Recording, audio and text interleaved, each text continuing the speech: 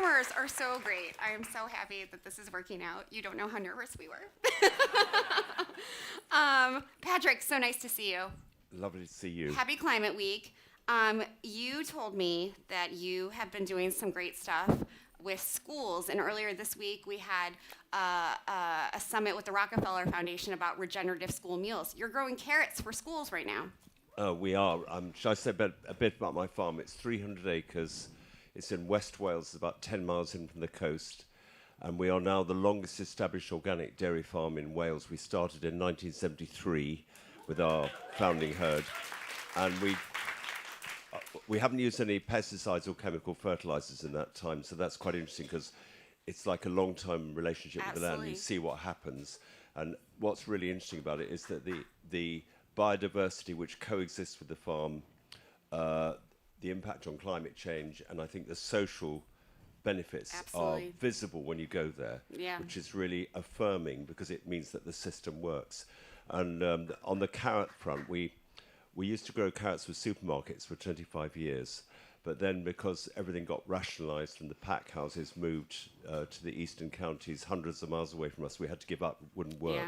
And then last year, we were approached by a group called Welsh Veg in Schools, and this is 14 organic farmers and growers in West Wales who are supplying about 50 schools and all organic vegetables. That's and great. They said, would you go back into carrots again? And I said, what's the price? Right, because I needed to know that because, you know, it's very difficult to sell food at less than the cost of production, which is a lot of farmers are doing today. So long story cut short, the price that we're getting paid for our carrots is subsidised by the Welsh government and the profits of a big food company that distribute food to schools. They supply 1,000 schools, and they're owned by this guy who used to be a dairy farmer in Carmarthenshire, who is worried about the health of the children in Wales. So he's actually, the price we're getting paid for our carrots comes from his profits, which I think is really interesting, because I think that if we're going to get regenerative farming to go to scale globally, a lot of it is about giving farmers enough income to make the change. Absolutely. So I think it's a really interesting story, and we're at the moment getting paid 4 times the price of the conventional chemical carrots, which this same company is buying from Holland and even China. And the question is that right? And how can you raise that sort of money, and how you could take that to scale? Yeah, it strikes me as an incredible opportunity for what you and I have been talking about for years, the need for unusual collaboration, the need for, you know, the private sector to get involved, the role of philanthropy, et cetera. Do you want to talk more about that and why that's important? So how much money would it take to make most farmers think, I'll go regenerative or organic? And we could talk about that as well. What's the difference and how we work together? And I think the answer is quite a lot, but not one food company or even the government, certainly our government in Wales. I mean, they've got no money. So it has to come, some of the money has to come from the private sector. And I think that at the moment there's carbon credits around, but there's not much trust in the investment community because they wonder whether the carbon's real. So I think what we need to develop is like a common framework for measuring the climate, nature and social outcomes of farming, which is global, so that I could have a conversation with one of the amazing farmers we've just heard from and say, well, what's your climate score? What's your nature score? What's your social score? And social would mean the people you employ, the educational work you do, the nutrient density of the food, all the things which should come from well-managed farms, and we'd have like a common language. And then I think that would put the trust into the people who could pay the difference between quite low conventional prices, which most farmers are getting for their food at the moment, and a price which reflects the true cost of production.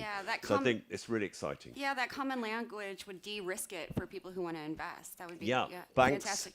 Insurance companies, water companies, because they're paying farmers not to pollute at the moment.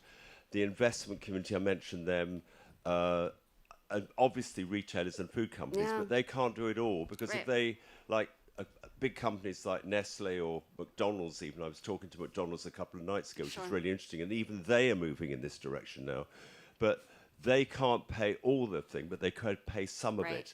And if you had like a coalition of all these people working together, and it was trusted by the public, because I think there's a lot of confusion at the moment, that could bring it to scale. Patrick, in these last several minutes that we have to talk to one another, I want to bring up something that, has been brought up a lot this week, including with Matthew Dillon from the Organic Trade Association. There's this fear right now because regenerative has become so sort of popular and a buzzword, and that we'll be pitting organic against regenerative and, regenerative against organic. How can we eliminate that sort of evil?